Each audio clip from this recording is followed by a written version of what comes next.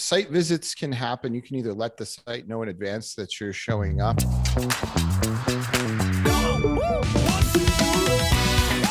What's going on, Garrett? What's going on, Michael?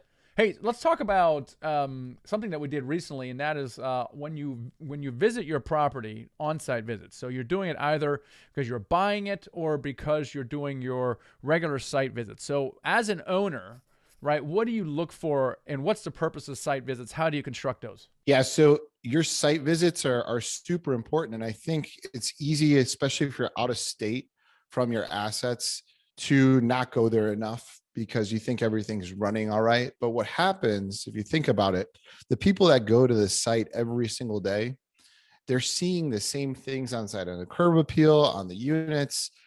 You ever do that? You see the same thing every day. This thing that maybe bothered you in the beginning, and Oh, now you you don't don't notice even it. notice it Yeah, anymore. yeah. You don't Yeah, notice it. yeah. Okay, so as an owner, you go there and you notice all those things. Mm. Like, so it could be like, you're like, why is the graffiti still on this wall over here? And everybody else just, overlooks it every time.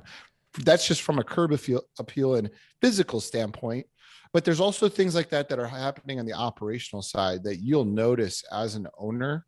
Going there and be like, hey, why are they saying this in their leasing approach? Or, why are they not greeting this person? Or whatever it is, you'll notice a lot of these things, and you can redirect the way that your business is being operated.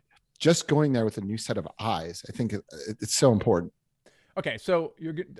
I totally agree with you. If you go there every single day or week, you start losing. Even the managers, they don't even see the peeling paint and the sidewalk and stuff like that. So all right. So how do you conduct then the site visit? Do you keep notes? What do you do with those notes? Like, what is your system of doing a site visit? Yeah, so site visits can happen. You can either let the site know in advance that you're showing up. And that's one easy way to do it. And then when you come on site, you can either have a checklist of things that you're looking for in advance. Maybe there's some things that are not happening on site, or that you're wondering about what the update is on them, and you can move through those specific topics. When you've been doing this for a while, like myself, you kind of know what to look for right away. And so I'll just show up and I'll just discover the problems as they come up, and I'll go deeper into certain things. Big one that you want to check on is definitely your construction, because that's a very hands-on part of the business. Regardless, you want to put eyes on that stuff. One thing you always want to do when you're on site and when you're doing these visits is you want to walk units. That's one thing that you would be surprised how many times you find out that the manager or the assistant or whoever are not walking units properly, and things that really can tell you a lot about your property in general. Well, that's absolutely right. And we've had one instance where the property manager was literally hiding the fact that the units were actually vacant. They're like, oh, no, we're behind in collections. Meanwhile, the units were actually vacant. And we wouldn't have discovered that had we not walked it as well. Also, I know you talk a lot about with the local staff and figuring out what's not working. Yeah.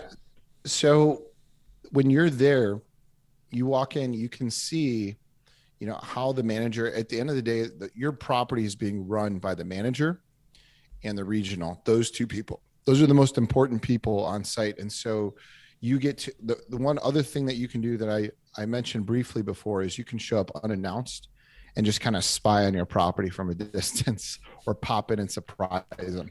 And if you do that, it'll totally shock people and send them off. And then it'll have a lasting effect on your site because they won't know when you're going to come. I like to do that as well. And that'll allow, now they're going to be wondering, when are they going to come again? The owner could pop in at any time. I better be on my best behavior and I better be doing my job. I love the surprise and delight method, Garrett. That is fantastic.